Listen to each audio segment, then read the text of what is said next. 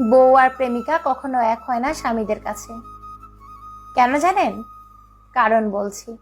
প্রেমিকার হাতে মাছের আষ্টে গন্ধ থাকে না, ঘামের গন্ধযুক্ত কাপড়ে দেখা যায় না প্রেমিকাকে। প্রেমিকারা দামি পারফিউম লাগিয়ে হাত পা পেডিকিউর ম্যানিকিউর করে ডেটিংয়ে আসে, আর বউরা তো দাসীর মতন খাটতে থাকে। তারা ভালো কাপড় পরার টাইমও পায় না, কারণ রান্নার সময় তরকারির ঝোলে ছিটে আসবে যে। ডেটিংয়ে প্রেমিকা চুল ফুলিয়ে খোপায় ফুল গুজে সেজে আসে, আর বউ 2 দিনে একবার মাথায় চিরুনি করারও সময় পায় না।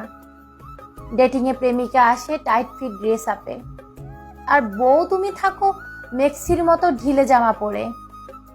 তাই নিজেকে সময় দেওয়াটা বেশি জরুরি।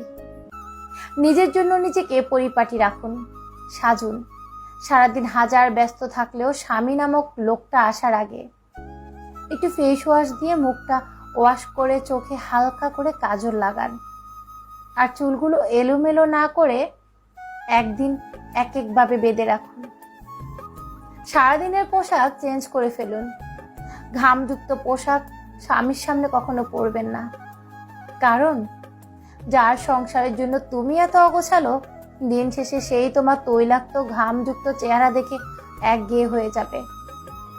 ছেলেরা প্রায় পরিপাটি নারী পছন্দ করে, তাই প্লিজ ভালোবাসায় বান্দরকেও সুন্দর লাগে এই ধারণা থেকে বের হয়ে এসে নিজেকে টাইম দিন, নিজেকে সাজিয়ে তুলুন, নিজের জন্য নতুন করে বাঁচতে শিখুন। দেখবেন সংসারটা যেমন সুখী হবে, তেমনি কিন্তু আপনি নিজের মনে নিজেও শান্তি পাবেন।